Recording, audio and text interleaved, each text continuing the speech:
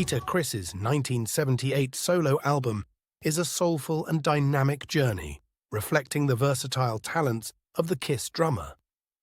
Departing from the traditional hard rock sound of Kiss, Criss infused his album with a mix of rock, R&B, and ballads, showcasing his rich, raspy vocals and heartfelt songwriting. Standout tracks like You Matter to Me and Don't You Let Me Down highlight his emotional depth and musical diversity. This album is a refreshing and intimate exploration of Criss's artistry, offering a unique and captivating experience for Kiss fans and music lovers alike. It's a testament to his enduring talent and passionate spirit. Here's an interview that was broadcast on US radio during the launch of the four 1978 Kiss solo albums. Your album shows a Peter Criss with many different sides. Do you think it will help attract new Kiss converts? Yeah, I think that's why our manager, Bill, did that. You know, it was like maybe the Beatles' White Album or their Sgt. Pepper. You know, it's when they finally showed their versatility. I mean, when Harrison finally broke out and did his thing, and Ringo finally did his thing. We're doing it now, and I think it's gonna show it. I mean, it's time, man. We've been doing Kiss albums for 6 years, and now we got to show everybody there's more talent in the band than just that style. And you're right, a lot of kids just dig the show. Half the times I don't even know if they know what the hell we're singing about or what we're playing about.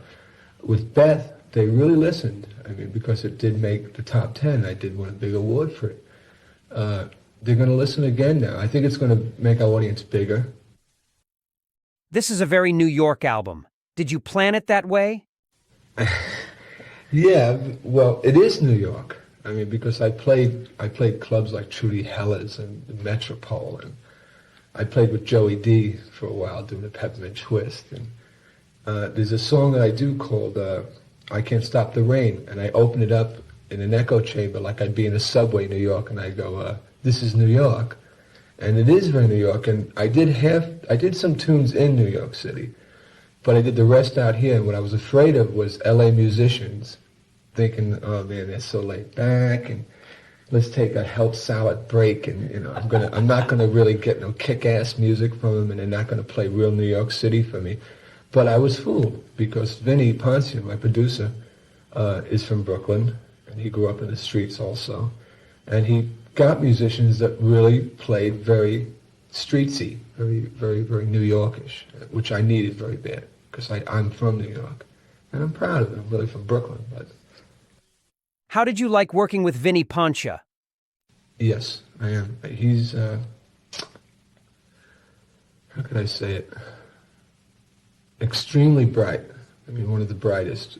I mean, I've worked with a lot of producers, but he set my drums up in the middle of the studio and set the musicians around me. And he was the only producer I've ever seen, instead of sitting behind the board inside the room, playing it cool, sits outside. And he also arranges, plays every instrument, sings. He sings, a lot of the songs you heard, he's singing on them. And he won a Grammy with Leo Sayer. And he worked with Richard Perry, who was a genius. And when I met Vinny, and I set up that way, I instantly got respect as an artist. And he never told me how to drum. Never once said drum this way, because he knew he respected me. Instantly I respected him, you know. And he was like, "You could do it, man. The key's too high. Let's try this key. This song should be sung a little quieter. Why don't you just take it easy? Don't put all your energy in at once." I'm learning how to run a board differently. We're working side by side. It's a very close relationship. Who were some of the people who performed with you on this album? From New York, there was a guitarist called Elliot Randall, who I worked with in the early days. Elliot's one of the best in New York. There's a lot of them. I can't think of all their names. There's like Bob Como, who played synthesizer piano, and Richard Gerstein, who played on piano in New York. There's Bill Bodine, who played bass. I used the Farragut brothers, who Vinny worked with on a lot of albums, so Harmony, 3 bass players, 3 piano players, the horns and strings. I've used 3 black girls in New York, 3 black girls out here. So it's there's a lot of people there. It really is. You wrote most of the songs, but you did do some that were written by other people, didn't you? The only other song I did from anybody else was Bobby Lewis's Tossing and Turning. And I always liked it because I have insomnia. And I can't sleep at night. And it's true. And I related to it. And I used to do it years ago. And I thought of, and Vinny came up with it anyway. And he said, the song has never been done, only once. And with your voice and my arrangement, let's redo it, man. And it's a great tune. And it is. I love it, you know. Couldn't sleep at all last night. It was so true, man. And it reminds me of New York. And I did it. And the other tune, You Matter to Me, I don't know who wrote it, but he brought that in for me and rearranged it. It's the only two tunes I'm doing from somebody else. All the rest I've written myself. I did them all. They're all mine. How would you classify the sound of this album? It's kind of a New York disco rock and roll. Uh-huh. Which hasn't been, if you think about it, the sounds have changed so much. I mean, like now the Bee Gees are in, and disco is very big. I mean, I thought disco would last for a year. It's the biggest thing happening. And the song You Matter to Me is very disco, so I did it. I did a disco tune. Only my way. It's an old style that we know about that I brought back. And to them it'll be a new sound all over again. Music is a circle.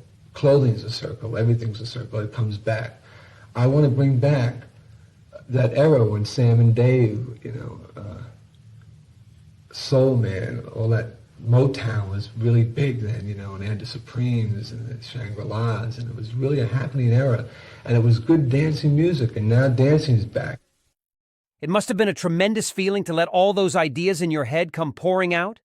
Yeah, that says it all. It's true, because it's time now. I think it's my time to do that. You know, I've waited and waited, and I was eating my heart out because this music was in me so long. I was dying to do it, because I know they're going to accept it. I think they're really going to get off on it. I hear you're working on another very exciting project. Yeah, it's going to blow minds. Our movie's coming out, the NBC 2-hour special, which was our first acting debut, which was weird because we never acted before, and it was actually dramatic and lines and really getting into characters and all. So that's going to come out, and 4 solo albums. So it's going to be a very heavy month for us. And then we're working on, we want to do another motion picture, because it's only going to be TV. We want to do a really movie motion picture and do a soundtrack for it, like Help or A Hard Day's Night. And then we'll probably do a 3-month stadium tour next summer. And by then we haven't been around by then for probably 2 years. Some kids will be dying to hear us, and by hearing these albums, they'll be dying to hear these songs. So that's going to be great. That's one thing we did at the Beatles then. I think we're maybe the first band ever to do that. Probably, I think we are, to do that. I don't compare us to the Beatles, because I love the Beatles. I mean, they're my favorite band.